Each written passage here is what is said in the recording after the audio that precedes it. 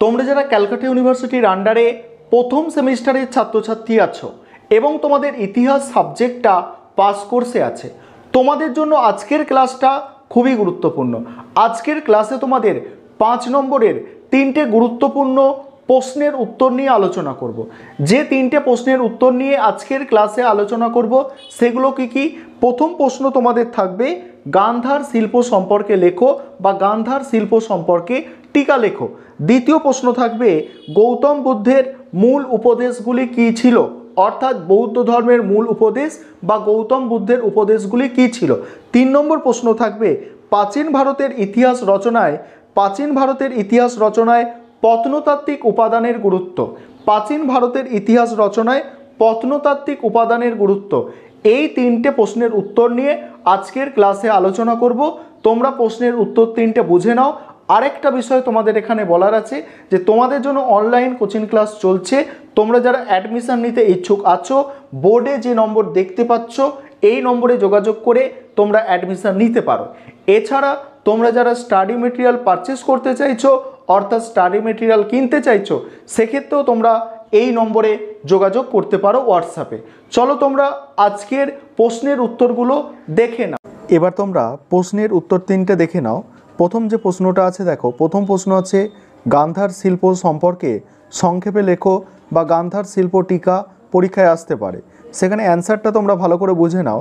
গান্ধার শিল্পের উৎকর্ষতা সম্পর্কে স্বদেশে ও বিদেশে ভূয়সী প্রশংসা শোনা যায়। এই শিল্প যে প্রাচীন ভারতে এক অনবদ্য সৃষ্টি সে বিষয়ে কোনো সন্দেহ নেই। গান্ধার শিল্পের অন্যতম প্রতীক গৌতম বুদ্ধের মূর্তি। এই শিল্পের নিদর্শন আফগানিস্তান, পশ্চিম পাকিস্তান, বর্তমানে হচ্ছে পাকিস্তান, এবং তক্ষশিলায় আবিষ্কৃত হয়েছে।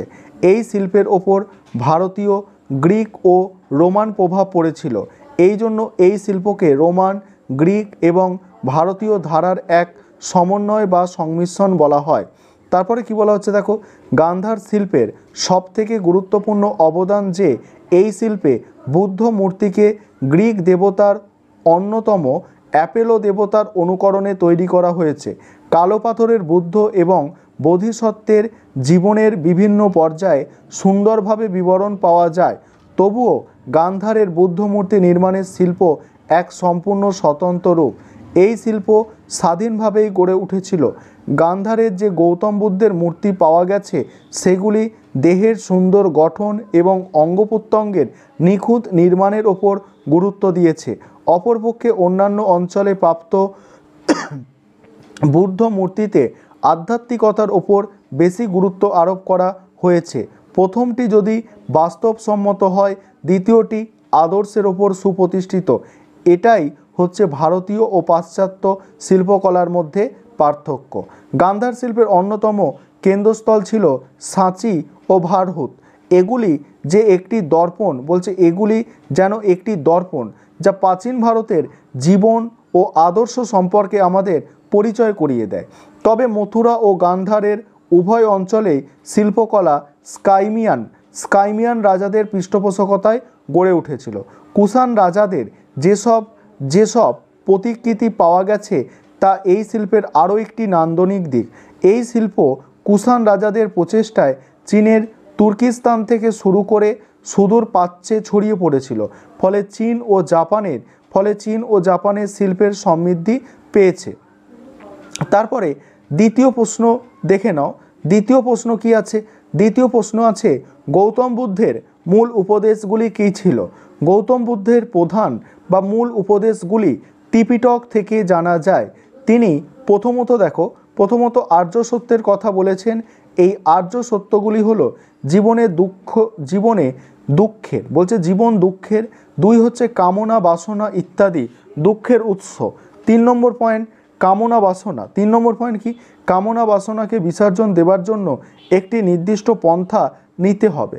4 কামনা বাসনাকে চিরতরে বিদায় দিলেই দুঃখের অবসান ঘটবে। তারপর দ্বিতীয়ত কি বলা হচ্ছে? তার নির্দেশিত পথ অষ্টাঙ্গিক মার্গ নামে পরিচিত। এগুলি হলো সৎ চিন্তা, সৎ চেতনা, সৎ চেষ্টা, সৎ জীবিকা, সৎ কার্য, সৎ বাক্য, সৎ দৃষ্টি এবং সৎ সংকল্প। বুদ্ধের এই অষ্টাঙ্গিক মার্গ মানুষের সামাজিক জীবনকে দেখো কলুষতা থেকে মুক্তির পথ, বলছে সামাজিক জীবনকে কলুষতার থেকে মুক্তির পথ। কারণ বুদ্ধ সমাজ বলছে কারণ বুদ্ধ সমাজ জীবনে চুরি, হত্যা বা উচ্ছৃঙ্খল জীবনযাপনকে পরিহার করে চলতে উপদেশ দিয়েছে। তৃতীয়ত কি বলা হচ্ছে, তার ধর্মমতে বলা হয়েছিল যে মানুষ কুপ্রবৃত্তিকে দূর করে সুপ্রবৃত্তিকে আমন্ত্রণ জানাবে। শীল, চিত্ত এবং প্রজ্ঞার ওপরে তিনি বিশেষ গুরুত্ব আরোপ করেছেন। তিনি নির্বাণের কথা বলেছেন, অর্থাৎ পুনর্জন্মর ব্যাপারে আকাঙ্ক্ষা না করাই ভালো। তারপর চতুর্থ দেখো তিনি 5টি উপাদানের কথা বলেছেন, অনুভূতি, দেহ উপলব্ধি, মনের বিভিন্ন অবস্থা এবং সচেতনতা। এই উপাদানগুলির নিয়তিই পরিবর্তন হয়। ঐতিহাসিক ব্যাসাম এই দৃষ্টিকোণ থেকে বলেছেন যে বৌদ্ধ ধর্মে হওয়া বলে কিছু নেই, শুধু হয়ে ওঠা আছে। তারপর দেখো তার মূল বাণী যে মানুষ নিরন্তরভাবে দুঃখের হাত থেকে নিজেকে মুক্তি করার জন্য চেষ্টা করবে। বলছে তার মূল বাণী কি, মানুষকে নিরন্তরভাবে দুঃখের হাত থেকে নিজেকে মুক্ত করার চেষ্টা করবে। সবশেষে একথা বলা যায় যে ব্রাহ্মণ ধর্ম বৌদ্ধ ধর্মের মধ্যে যথেষ্ট বিরোধ ছিল। ব্রাহ্মণ্য ধর্ম আর বৌদ্ধ ধর্মের মধ্যে ব্রহ্মত্ব লাভের জন্য বিভিন্ন ক্রিয়া অনুষ্ঠানের দরকার নেই। তার বাণী ছিল যে সৎ ব্যবহার, মৈত্রী, করুণা, মুদিতা এবং উপেক্ষার মাধ্যমে ব্রহ্মলোকে পুনর্জন্ম হওয়া সম্ভব। এই আচরণগুলিকে ব্রহ্মবিহার আখ্যা দেওয়া হয়েছে। তারপরে প্রশ্ন দেখো, পরের প্রশ্ন যেটা আছে দেখো, পরের প্রশ্ন আছে প্রাচীন ভারতের ইতিহাস রচনায় প্রত্নতাত্ত্বিক উপাদানের গুরুত্ব। প্রাচীন ভারতে কোনো ইতিহাস গ্রন্থ রচিত হয়নি, তাই প্রাচীন ভারতের ইতিহাস জানার জন্য প্রত্নতাত্ত্বিক উপাদানের ওপর নির্ভর করতে হয়। খনন কার্যের ফলে মাটির তলা থেকে যেসব নিদর্শন পাওয়া যায় সেগুলিকে প্রত্নতাত্ত্বিক উপাদান বলে। প্রত্নতাত্ত্বিক উপাদানগুলিকে মোটামুটি 3 ভাগে ভাগ করা যায়। 1 হচ্ছে লিপি, 2 হচ্ছে মুদ্রা, 3 হচ্ছে স্থাপত্য ভাস্কর্য। লিপি সম্বন্ধে প্রাচীন ভারতের ইতিহাস রচনার সবথেকে গুরুত্বপূর্ণ প্রত্নতাত্ত্বিক উপাদান হলো লিপি। কারণ প্রাচীন ভারতের রাজারা তাদের কীর্তি কাহিনী, আদেশ উপদেশ ইত্যাদি পাহাড়ের গায়ে, পাথরের স্তম্ভে, তাম্র ফলকে খোদাই করে রাখতেন।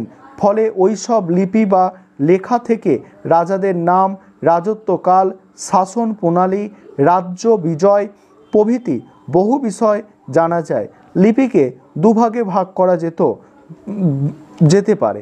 1 হচ্ছে দেশীয় লিপি আর হচ্ছে বিদেশি লিপি। তারপরে আছে দেখো মুদ্রা।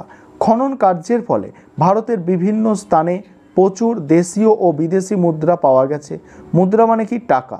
মুদ্রা থেকে রাজার নাম, বংশ পরিচয়, ধর্ম, সন, তারিখ, ধাতুর ব্যবহার, অর্থনৈতিক পরিচয় ইত্যাদি জানা যায়। বলছে একমাত্র মুদ্রা থেকেই জানা যায় খ্রিস্টপূর্ব 2য় শতক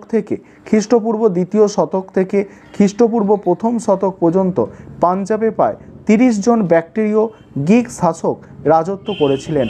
আবার শক, কুষাণ ও পার্সিয়ানদের ইতিহাস রচনার মুদ্রা হলো মেরুদণ্ড। মুদ্রার প্রাপ্তি স্থান থেকে শাসকের রাজ্যসীমা যেমন জানা যায়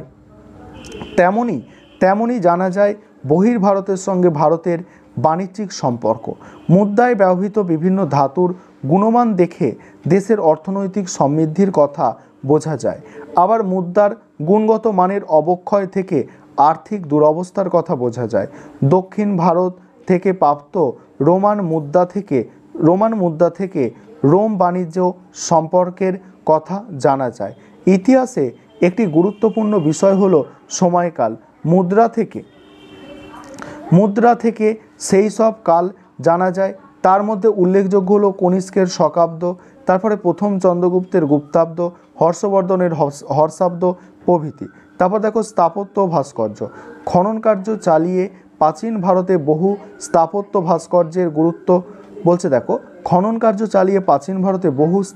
ভাস্কর্যের গুরুত্ব অপরিহার্য। সিন্ধু নদের উপত্যকায় বিহারের সারনাথ, অজন্তা ইলোরা গুহা মন্দির, গুহাচিত্র, সাঁচি স্তূপ, বুদ্ধগয়ার মন্দির প্রভৃতি প্রাচীন ভারতের উন্নত স্থাপত্য ও ভাস্কর্য শিল্পের নিদর্শন। এবার দেখো মূল্যায়ন। সুতরাং দেখা যাচ্ছে যে প্রাচীন ভারতের ইতিহাস রচনায় প্রত্নতাত্ত্বিক উপাদানের গুরুত্ব অতুলনীয়।